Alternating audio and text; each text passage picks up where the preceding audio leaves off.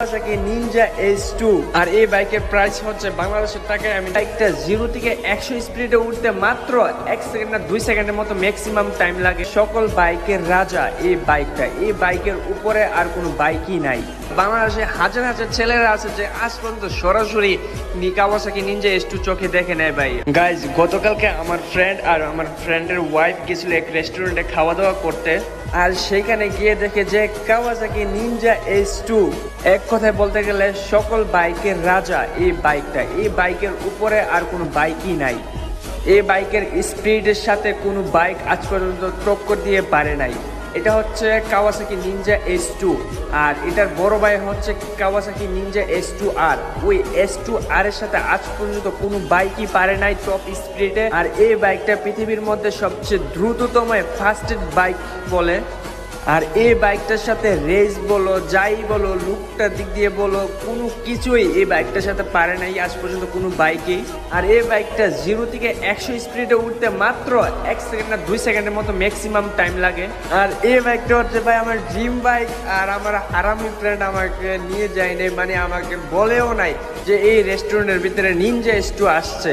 আর আমি আগেও জানতাম যে এই রেস্টুরেন্টের ভিতরে BMW 1000 আর তারপর সুজুকি, তো এইগুলো বাইক সচরাচর থাকে, বাট এই Ninja S2 মাঝে মাঝে আসে। তো আমাকেও বলে নেয় ভাই, আমি কতটা মিস করতেছি।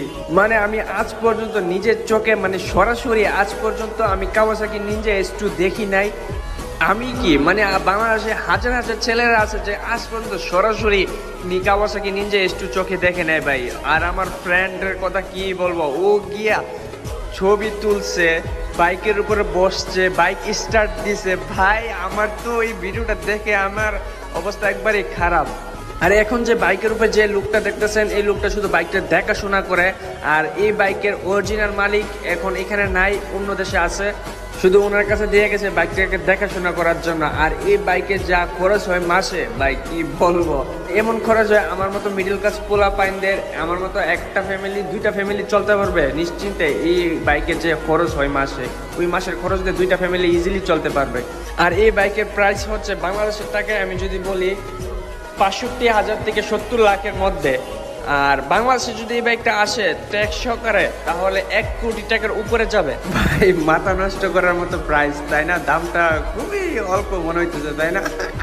আমাদের মতো মিডল ক্লাস বলা ভাই শুধু বাইকটার চাকা কিনতে পারবে কিনা সন্দেহ আছে ভাই। যাই বল না কেন, এইসব সুপার বাইক বাংলাদেশের ছেলেরা হয়তো নিজ চোখে খুবই কম দেখছে।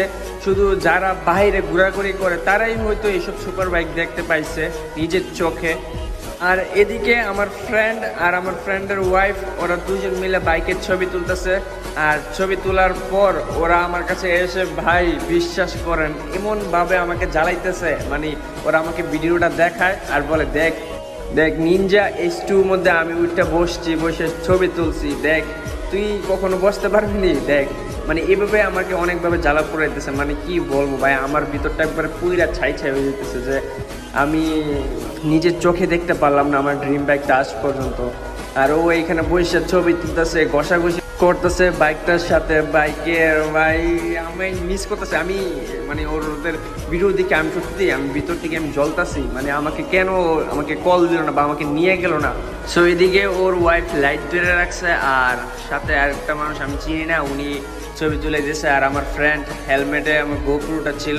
আর এই যে দেখেন বাইকের উপর এখন বসছে, ক্লাস চাপ দিছে ভাই। আমি কি বলবো ভাই রে ভাই, আমি আজ পর্যন্ত ভাই এই বাইকটাকে নিজের চোখে সরাসরি দেখতে পারি নাই। আর ও এদিকে বৈশাখ কি করলো, কামটা করলো কি ভাই, ওর এইসব কাহিনী থেকে আমার আর ভালো লাগতেছিল না। আমার মনে হইতেছে যে ও বাইকটা আজকে রাইটই দিবে। আর ও আমাকে, আমি তোকে ওখানে বললাম যে বাইকটা কি রাইট দিছোস, পরে ও বলে না ও এখন রাইট দিতে পারে নাই, অন্য একদিন নাকি ও রাইট দিবে। তো ওই দিন আমাকে নিয়ে যাবে। তো ইনশাল্লাহ ওই আশায় এখন বসে আছি, যেদিন ও রাইড দিবে তো ওর সাথে আমি যাবো আর ইচ্ছা মতো ব্লগ করবো ভাই বাইকটাকে নিয়ে। আমি এই জিনিসটি বুঝি না, এত লাখ টাকা দিয়ে একটা বাইক কীভাবে কিনে, আর ওই লুক করেটা কি ভাই, আমার জানার খুবই ইচ্ছা বুঝছেন। তো আমার ফ্রেন্ডকে আমি জিজ্ঞেস করছিলাম ভাই এই মানুষটা করে কি, মানে এত দাম দা বাইক কিনে তারপর এটা তোলে এত খরচ করেটা কি। তারপর আমার ফ্রেন্ড বলছে যার এই বাইকটা উনি নাকি একজন বড় সড়ো বিজনেসম্যান। তারপরও উনি বেশি একটা রাইড করে না, অন্য একজন কাছে দিয়ে রাখছে, উনি সবসময় রাইড করে।